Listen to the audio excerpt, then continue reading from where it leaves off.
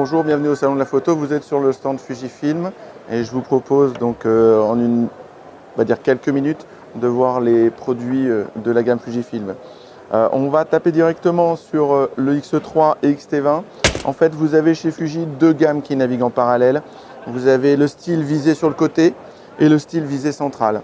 Donc le X3 en visé sur le côté et on va dire son grand frère, le X Pro 2. Le X-T20 visé central et son grand frère, le X-T2. C'est bien simple chez Fuji. Vous avez dans chacun de ces boîtiers, à des usages différents et à des prix différents, vous avez exactement le même capteur, le même processeur et la même qualité d'image. C'est ce qui est très intéressant, notamment pour des utilisateurs un peu professionnels qui vont pouvoir acheter un boîtier et un deuxième beaucoup moins cher, tout en ayant les mêmes images. Les particularités de ces boîtiers sont le capteur.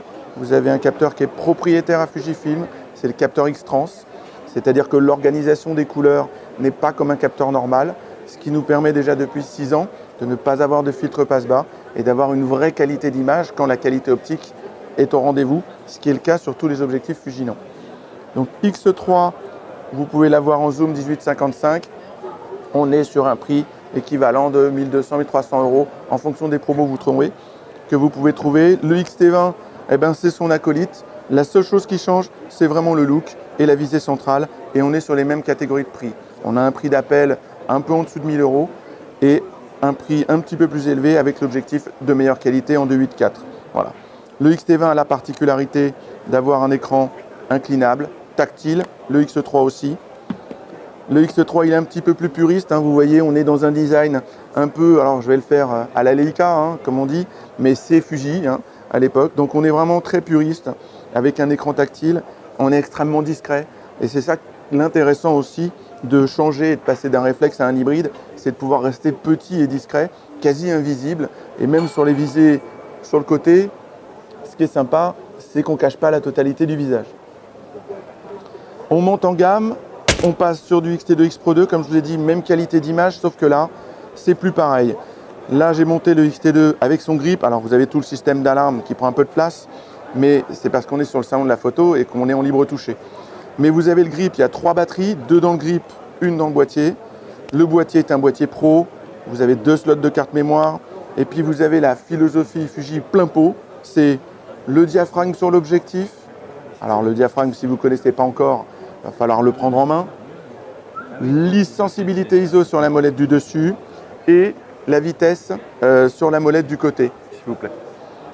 Voilà, donc ça c'est la philosophie Fuji. Plus de P, plus de TV, plus de AV, plus de M. Et vous avez donc directement, paramètre par paramètre, vous avez tout ça sur le boîtier. Pareil sur le X Pro 2, où là on est sur des boîtiers tout temps, 100% magnésium. Et là on retrouve la visée sur le côté. Et vous voyez, pas d'écran inclinable sur le X Pro 2, on est sur le côté puriste. C'est le plaisir d'utiliser un boîtier monolithique, vraiment très puriste. Je l'ai monté avec un petit 35 mm f2, ce qui fait 50. Vous voyez, on peut être tout petit, comme on peut être un petit peu plus gros avec un 18-55.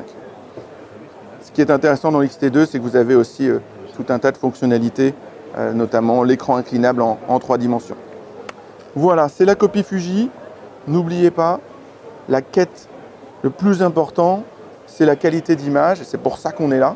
C'est pour ça qu'aujourd'hui, beaucoup de photographes, souvent équipés de réflexes en plein format, viennent prendre un capteur APS-C, ce qui peut paraître un peu compliqué.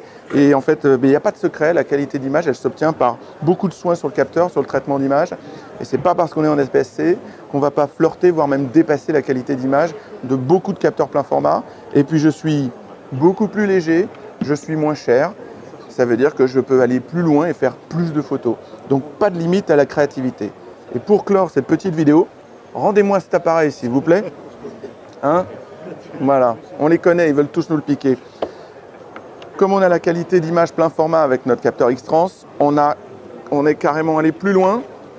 Je suis désolé, je fais de la démagogie, mais quand on voit un beau capteur comme ça, on est sur du 33-44 comparé du 24-36, donc on est considérablement plus grand, 50 millions de pixels sur un grand capteur, ça fait des pixels qui sont aérés, qui sont gros, avec des objectifs qui sont conçus pour aller au-delà de 100 millions de pixels. C'est le concept du GFX et comme vous avez pu le voir, je recommence, il n'y a toujours pas de miroir On est en hybride quand on est chez Fuji. L'avantage de l'hybride, c'est quoi? C'est que votre viseur va vous afficher exactement ce que voit le capteur. Si je suis surex, sous-ex, si je suis trop bleu, trop jaune, votre viseur vous l'affichera. Donc vous aurez votre photo finalisée dans le viseur avant d'appuyer sur le déclencheur. Voilà. Sur le GFX, là je l'ai monté avec le grip, mais en condition normale avec l'équivalent d'un 50, ça pèse 1,3 kg. Vous voyez bien que ce n'est pas très lourd. Le concept, c'est de ne pas être plus gros qu'un Reflex Pro, mais de pouvoir atteindre une qualité d'image encore plus grande. Alors, voilà, je vous remercie de m'avoir écouté. Je vais juste vous faire un tout petit message. Regardez mon texte dans le dos. Voilà, Caryless Shootmore. On n'a pas réussi à le traduire en français, mais en gros, voilà, portez moins et photographiez plus. C'est vraiment le claim de Fuji. Donc, venez nous découvrir, n'hésitez pas, on est là pour vous renseigner. Merci.